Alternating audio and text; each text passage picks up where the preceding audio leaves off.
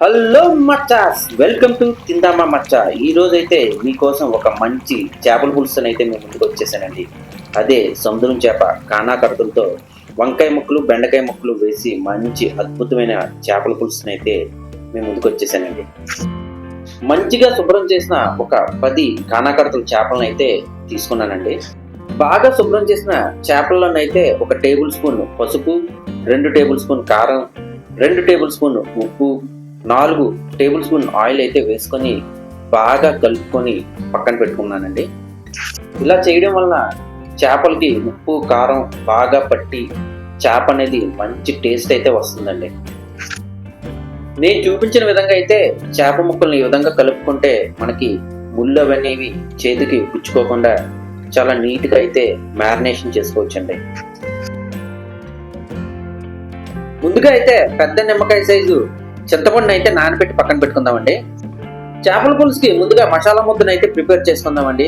2 పెద్ద సైజు ఉల్లిపాయలు, 2 పెద్ద సైజు టమాటాలు, 1 వెల్లుల్లిపాయ, 2 ఇంచులు అల్లము, టేబుల్ స్పూన్ జీలకర్ర, టేబుల్ స్పూన్ ధనియాలు, మసాలా దినుసులు, యాలకులు, లవంగాలు, దాల్చిన చెక్క, మరాఠీ మొగ్గ అన్నీ కలిపి మిక్సీ చేసి పక్కన పెట్టుకుందామండి. పులుసులో వేసుకోవడానికి 4 నుంచి 5 పచ్చిమిరపకాయల చీలికలు, 2 మీడియం సైజ్ టమాటా ముక్కలు, 1 మీడియం సైజు ఉల్లిపాయ ముక్కలు, 3 వంకాయ ముక్కలు, 4 నుంచి 5 బెండకాయ ముక్కలను అయితే తీసుకున్నానండి.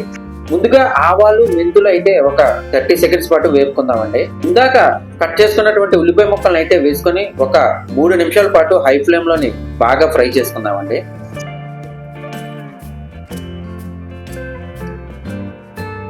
టేబుల్ స్పూన్ అల్లం వెల్లుల్లి పేస్ట్ వేసుకొని పచ్చివాసన పోయినంత వరకు బాగా ఫ్రై చేసుకుందామండి.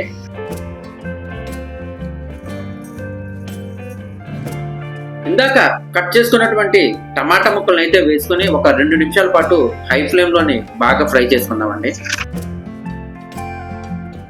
టమాటాలు ఉల్లిపాయ ముక్కలు బాగా ఫ్రై అయ్యాయి కదండి. ఇందాక ప్రిపేర్ చేసుకున్న మసాలా ముద్దను అయితే వేసుకొని ఒక 3 నిమిషాల పాటు హై ఫ్లేమ్ లో బాగా ఫ్రై చేసుకుందామండి.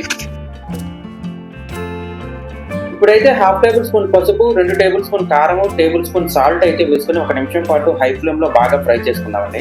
ముందుగా ప్రిపేర్ చేసుకున్న చింతపండు మొగ్గును అయితే వేసుకుందామండి. అదే విధంగా చేప ముక్కలు ములిగే అంత లెవెల్ వరకు వాటర్ అయితే వేసుకొని ముందుగానే కట్ చేసి పెట్టుకున్నటువంటి పచ్చిమిరపకాయలు, వంకాయ ముక్కలు, బెండకాయ ముక్కలు అయితే వేసుకొని మూత పెట్టి ఒక 3 నిమిషాల పాటు హై ఫ్లేమ్ లోనే ఉడకనిద్దామండి. 3 నిమిషాల పాటు బాగా మరిగిన పులుసులను అయితే ఉప్పు కారం పట్టించిన చేప ముక్కలను అయితే వేసుకుందామండి. ఫ్రెండ్స్, మా వీడియో నచ్చితే లైక్ చేయండి. అదేవిధంగా మా ఛానల్ని అయితే సబ్స్క్రైబ్ చేసుకోండి. చేపల పులుసుకి అయితే ఎప్పుడైనా సరే ఇలాంటి వెడల్పాటి పాత్రలో కుక్ చేసినట్లయితే చేపలు అయితే చాలా ఈజీగా కుక్ అవుతాయండి. ముక్క అనేది చెదిరిపోకుండా అలా ముక్కకు ముక్క అలాగుంటుందండి. ఇప్పుడైతే గరిటె పెట్టకుండా నేను చూపించిన విధంగానైతే చేపలని కలుపుకోండి. ఇదే స్టేజ్ లో ఉప్పును ఒకసారి చెక్ చేసుకొని కావలసినంత ఉప్పునైతే వేసుకొని నేను చూపించిన విధంగా గరిటె పెట్టకుండా జాగ్రత్తగా కలుపుకోండి. చేపల పులుసు అయితే ఒక 7 నుంచి 8 నిమిషాల పాటు బాగా ఉడికిన తర్వాత 1 టేబుల్ స్పూన్ ఫిష్ మసాలా అయితే వేసుకొని ఇంకొక 3 నిమిషాల పాటు మీడియం ఫ్లేమ్ లోనే కుక్ చేసుకుందామండి.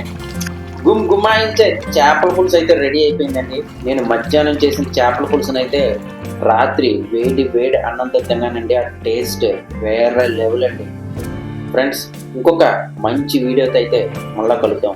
అంతవరకు సైనింగ్ ఆఫ్ ప్రదీప్.